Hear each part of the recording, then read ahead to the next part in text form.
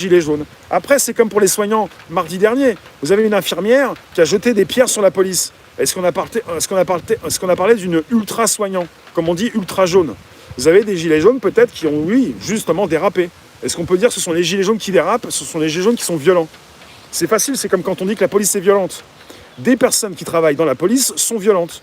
Il y a des fous partout, des gens qui se comportent très mal. Mais c'est comme si tu dis que la police est violente, tu peux dire que les pompiers sont violents, les soignants font pas leur boulot. Enfin, c'est parti très loin, ça veut plus rien dire. Les Français sont cons, ça veut rien dire. Ça ne précise rien. On est parti sur l'idiocratie, quoi. On explique tout, on n'explique rien. Les commerçants crèvent.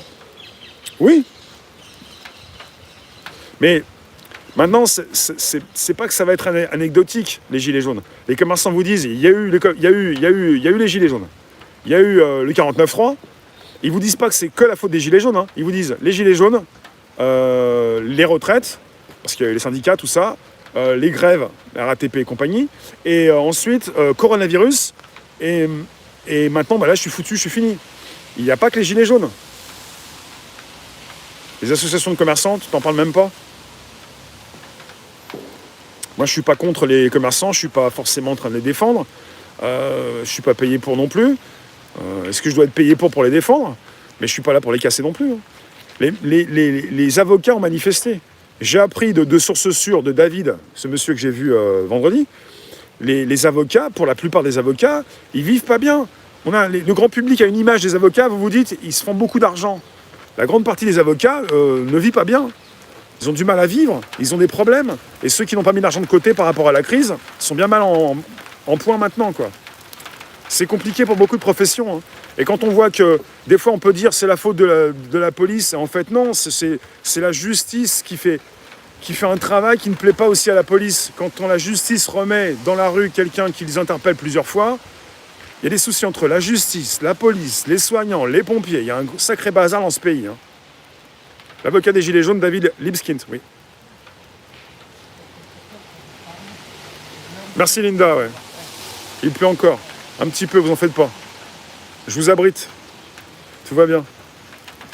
Petite goutte par-ci par-là, c'est la fin de la récré. Bientôt ça va s'arrêter. Quelques gouttes.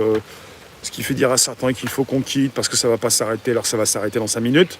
Mais pensez à ces métros. Vous savez, quand vous prenez le métro, ça m'est déjà arrivé. Quand vous avez des problèmes, ça s'arrête. Vous vous dites, je vais rester pendant 3 heures dans le métro.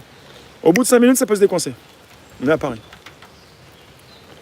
Vous avez un temps judiciaire qui peut être long, mais alors pour Fillon, il a été très rapide. Hein. Alors, c'est toujours chacun qui plaide pour sa paroisse. En ce moment, on parle beaucoup de Fillon, l'affaire Fillon. On parle souvent d'un temps judiciaire très long. Et des fois, ça va vite. Hein. Merci Greg. Les gilets jaunes, si on se pose la question quelles sont leurs revendications, vous savez très bien quelles sont les revendications des gilets jaunes. Il y a le pouvoir d'achat, il y a aussi... tout tourne autour d'un respect qu'ils n'ont pas et d'un travail qu'ils ont mais qui ne leur suffit pas à vivre. Voilà.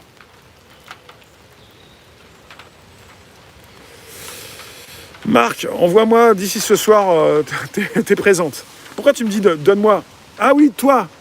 Je crois que tu me disais donne-moi. Il faut que je me donne moi une petite semaine. Marc, quand tu veux. Même 2 semaines, il n'y a pas de problème.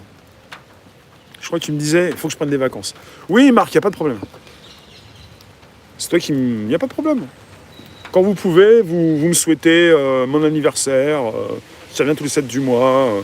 Cette semaine va être importante. Si tout va bien, je vais faire mon live sur la machine à voyager dans le temps, chaque 23 du mois. J'ai mis ça en place avec Richard Robert.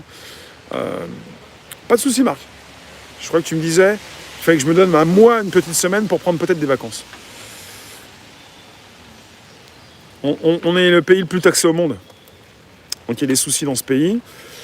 Et il y a un manque de respect. Et Fillon, il a fait comme tous les politiques. Oui, c'est pas pour l'excuser. Il a été le fusible. Mais la justice a été expéditive. C'est pour comparer. Pour certains, elle est très longue. Pour d'autres, elle est expéditive. On dit souvent que la justice est impartiale. Ouais, bien sûr.